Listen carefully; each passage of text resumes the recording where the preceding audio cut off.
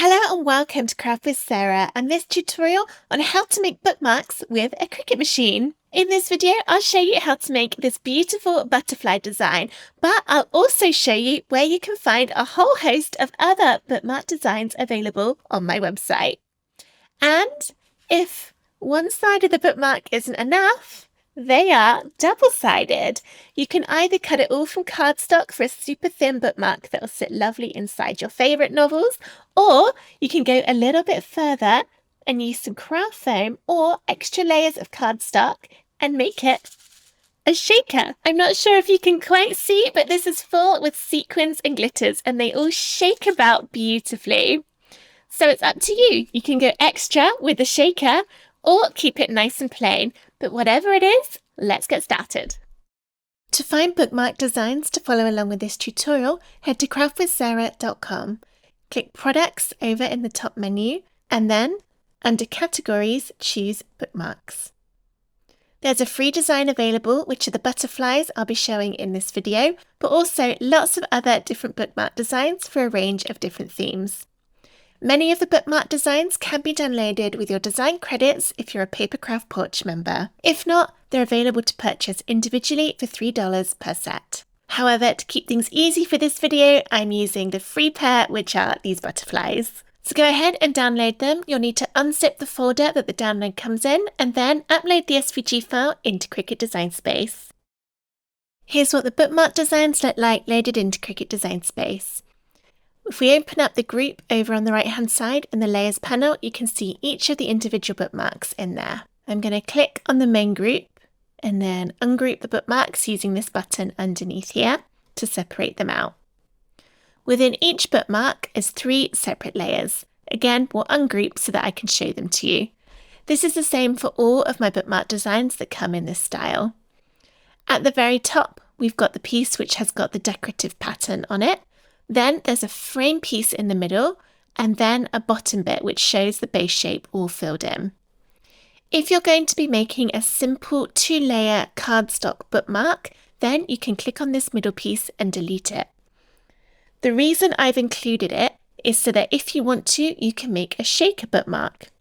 In that case, you'd want to either cut this piece from craft foam so that it's thick enough to add some sequins or glitter into the middle of the bookmark, or duplicate it several times, perhaps 3 or maybe even 5 times in total, and cut it from cardstock and then glue them all back to back and sandwich it in between these bits so that you can build up the space for your shaker that way without having to use craft foam. If you are planning on using craft foam but you're not sure how to cut it, I've got a separate tutorial on cutting craft foam with all of the Explore and Maker series of Cricut machines and the Cricut Joy Extra and the Cricut Joy.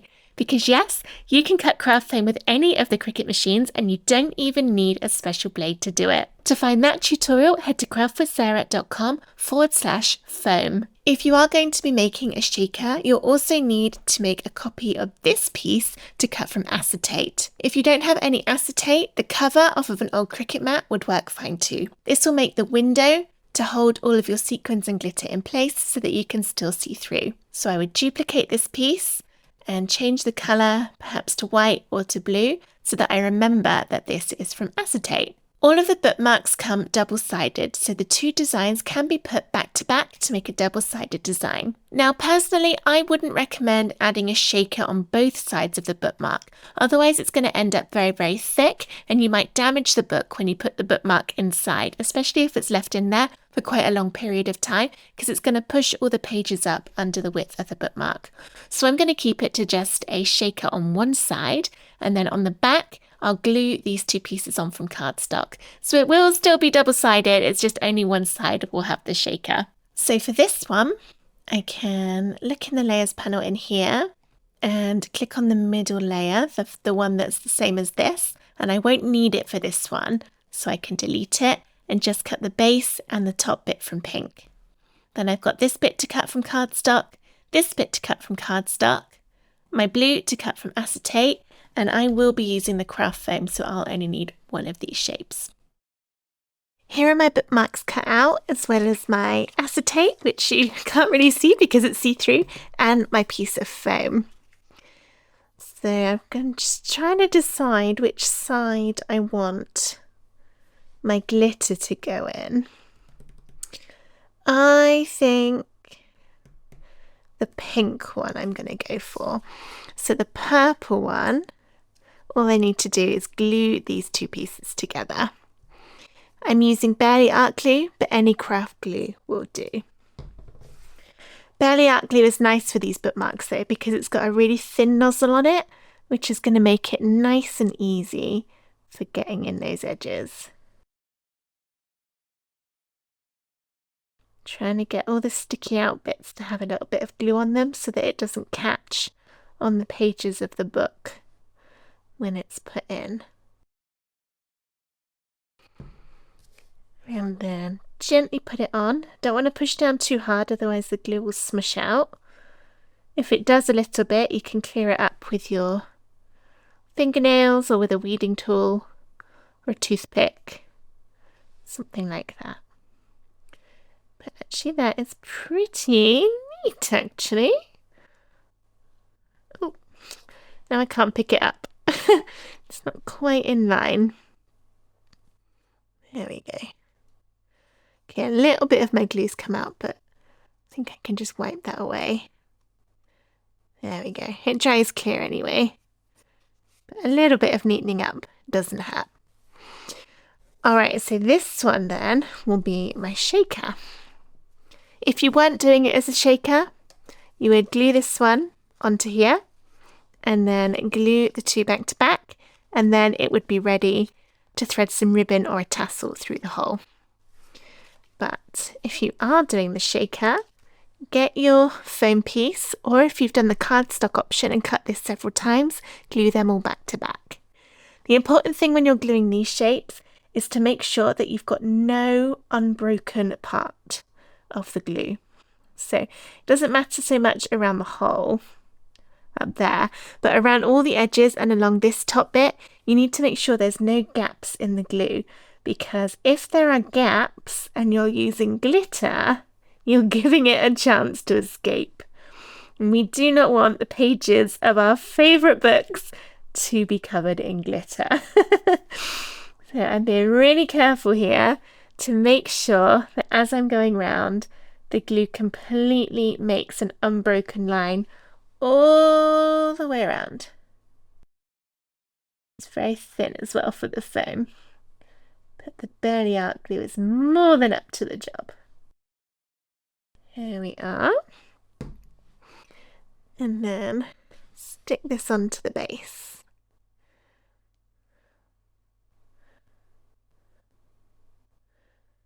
It's exactly the same size. And then I will gently tap down. Now, I am not going to add my glitter in here until the glue is completely dry, because I can see that some of my glue smushed out a little bit down here, and if I put the glitter in now, it's going to stick into that glue and then it won't shake because it will just be stuck in the glue and dry there. So I'm going to wait for that to dry, but in the meantime, let's have a little look at what's going inside. I've got some glitter and a couple of packs of sequins in different shades of pink, and also one in silver, and I think that'll be enough.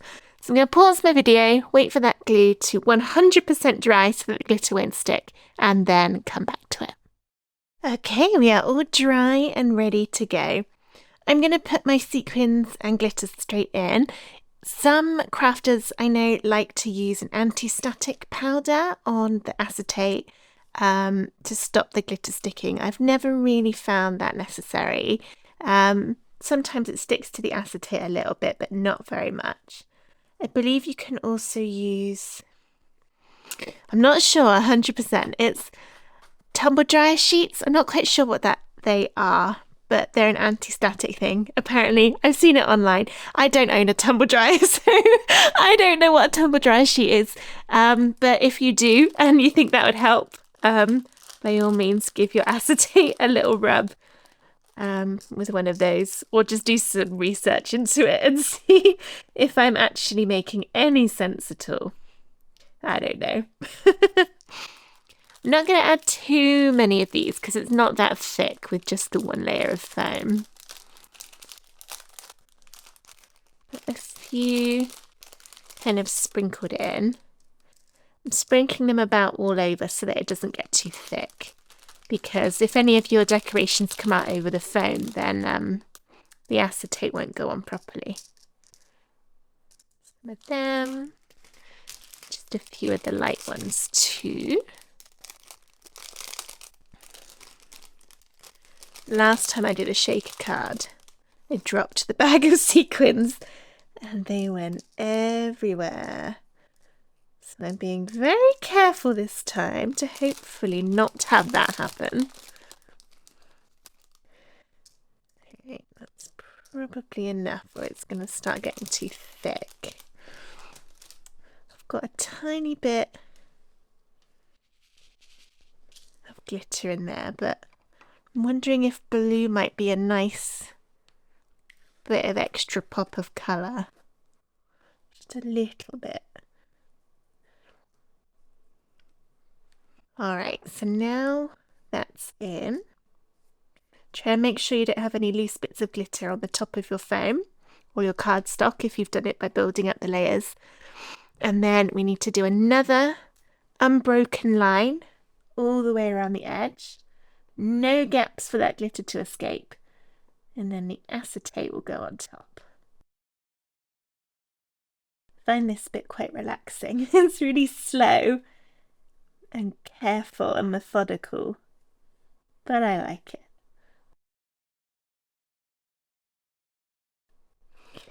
Right, there's that.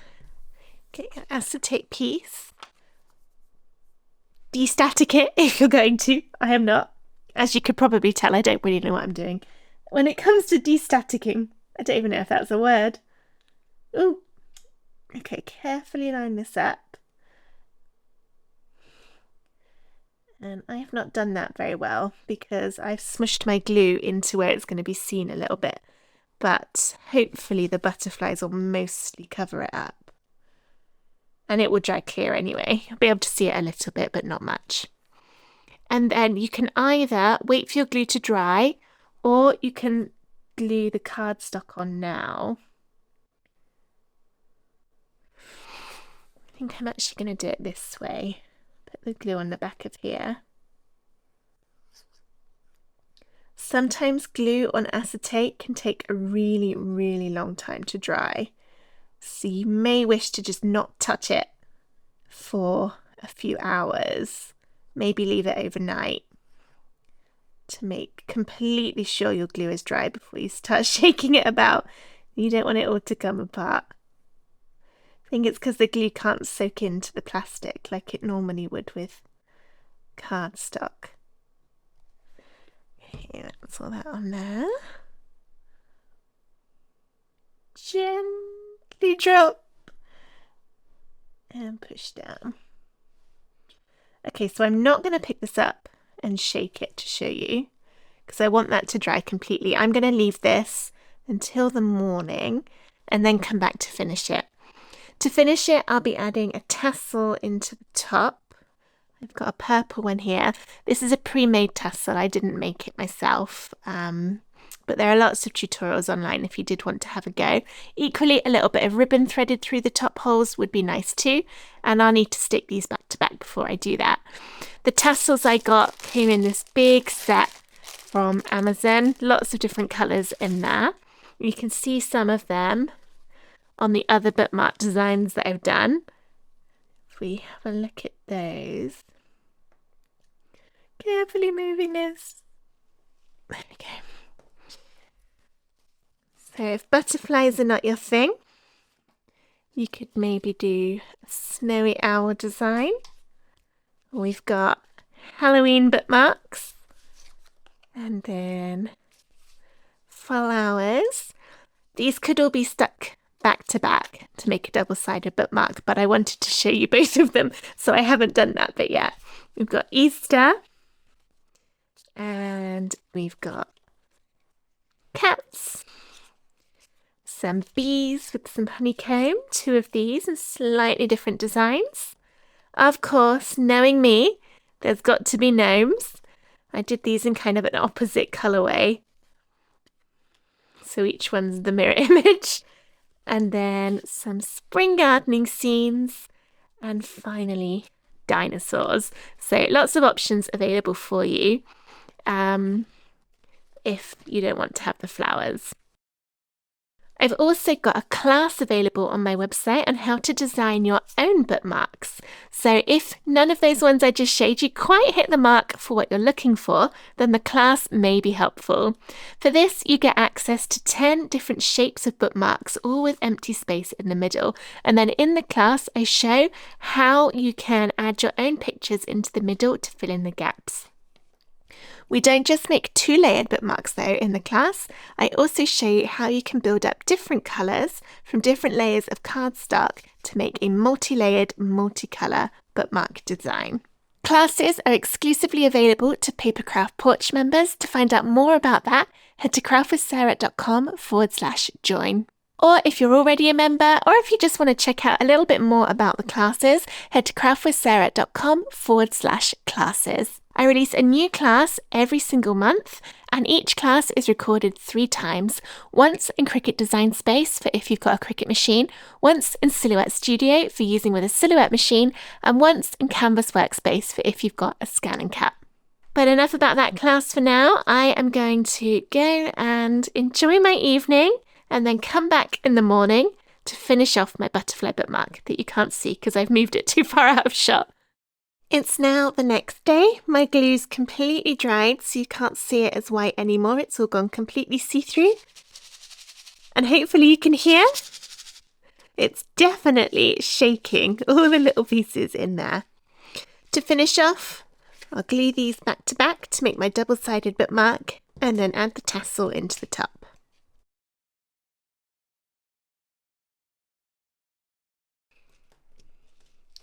Line it up as closely as you can. You might need to hold it there for a few seconds to get the glue to stick. In there, now double-sided. Got my tassel. Thread it through the hole. There we go, come on. And then pull it through the loop.